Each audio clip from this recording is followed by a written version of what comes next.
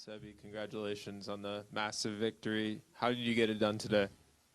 Yeah, I mean, it was a lot of tense moments for sure. But, I think today was the ultimate thing was belief, going back to, just believing, committing into every shot. And, luckily I got it done at the end.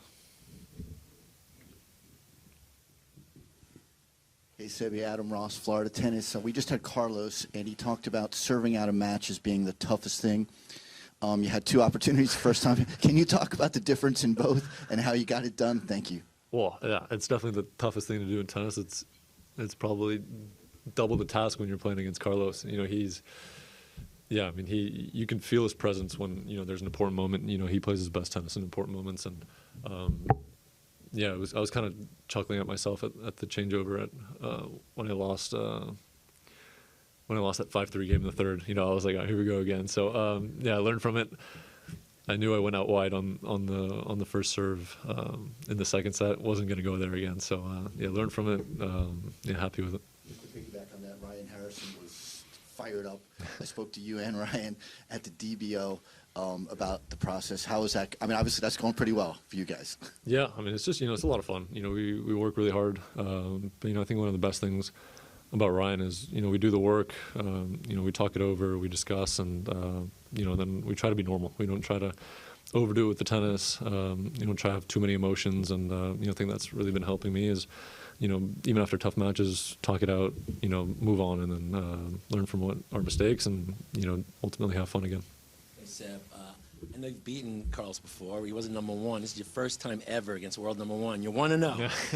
Think about what's your thought process going into a #1. Is it like I have no pressure, it's all on him, or there is the challenge and the nerves going against a great player like that?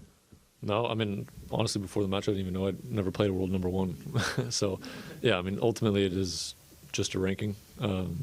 There's so many amazing players that could be world #1 right now. But yeah, I mean from the beginning, I mean the whole day, all I wanted was, just take care of my side of the court. Wasn't gonna have a bad attitude. Wasn't not gonna be committed, and believing. I think that's one thing when you're playing against these higher ranked players is you kind of lose that belief a little bit. But from the whole match, that's all I wanted in myself. Sebi, congratulations.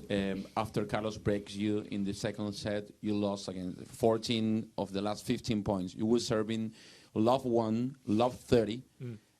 What do you change in that moment? Or what do you think? Because the momentum was from Carlos, and after that love 30, you start to play well again. Well, the good thing is I wasn't thinking about that, honestly. That would probably put me in a little bit more trouble. I think that's one of the best things about tennis. Everything can turn so fast. Just like Carlos. From 3-5 down, 30 all or whatever it was, or 15-30 to 7-5. It just goes in an instant. And I think that's one of the keys in tennis is to slow down. Go back to what's been working. Luckily, Ryan at that point he got up and he was talking to me what to do a little bit better, and that was a massive key today. And then relying on my serve. I think without my serve today, I don't think I would be standing here right now. Hey Seb, congratulations on the win. After you lost early at the Australian Open, you made the decision to go and play in San Diego in the final, and you made the final, and obviously that pays off right now.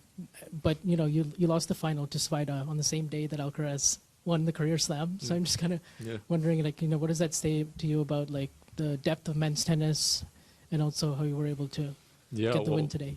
I mean, it's tricky for sure. Obviously. I needed certain things that's the reason why I went to go play San Diego was, just to try to put myself in those stressful situations. I've been injured for so long and missed so many months and, got down a really dark hole. And, those were important weeks for me just to kind of figure myself out. And, obviously I wasn't playing the tennis that I'm playing today, but, especially mentally, I didn't feel great. And, it gave me a little bit of boost of confidence was to just throw myself back in those stressful situations, put myself in a match and, live in those, just kind of just nasty moments during a match, just those stressful environments. And, definitely helped me. I don't think if I didn't play San Diego, I don't think I'd be sitting here right now. Congratulations. You mentioned in the court after you won that you did some soul searching. What does that mean for you? Take us through that mindset. Yeah, actually in Dallas, I was actually super fortunate. John McEnroe was playing a EXO there.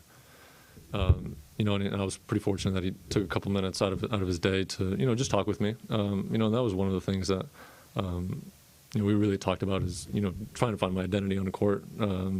Just talked about how we are or how I am as a human being, the things that I'm going with, and yeah, he was great. You know, just taking the time out of him, you know, especially a player like him, incredible commentator as well, and you just kind of see how he sees my game, what he thinks I could use, you know, to try and play better tennis. And one of the things he said was, you know, you gotta go soul searching. You gotta figure out who you are. You gotta figure out why you play tennis, why you love tennis, and you know, I think that's been a massive key for me. And you know, grateful that he took the time out of his day to do that. Hi, congrats on the match. Today, a lot of the people were rooting for Carlos. How did you handle that on court? Did you silence them, or like did that fire you up? How was it? No, I love playing in like a hostile environment. You know, luckily, I've played some of my best tennis and you know, when crowds against you. But you know, they were great both sides. They weren't you know, doing anything towards me. So yeah, it's a lot of fun. You know, especially when the crowd gets going. It doesn't matter whether it's for me or against me. You know, I really enjoy playing in those environments, and you know, hopefully I can keep climbing the rankings. You know, and hopefully people can come and support me, and you know, try to yeah, just try to enjoy the moment a little bit more. I got you, man. What's up? Yeah. You talk about sort of that dark hole you were in, and obviously you've been someone sort of a lot was expected in your career for a long time. You know, you're chairman, I'm sure you expected things for yourself as well. Like, how do you sort of pull yourself out of that when things haven't been going the way you probably hoped for years at this point? And what was sort of the key to sort of thinking there was a light at the end of this tunnel that maybe you've just reached in bright sunshine today?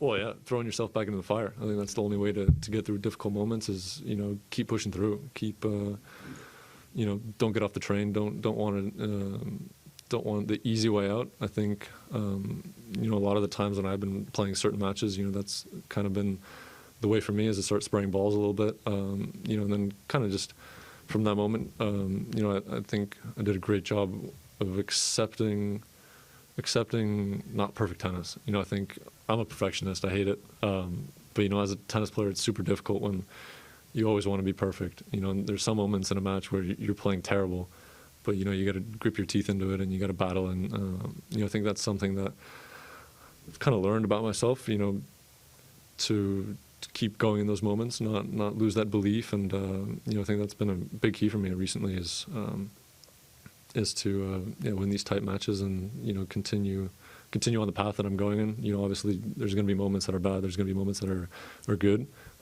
but, you know, continue with the work, continue not doubting myself as much and not going back into any hole for sure. Yeah, the American boys, the American boys, yeah. Yeah.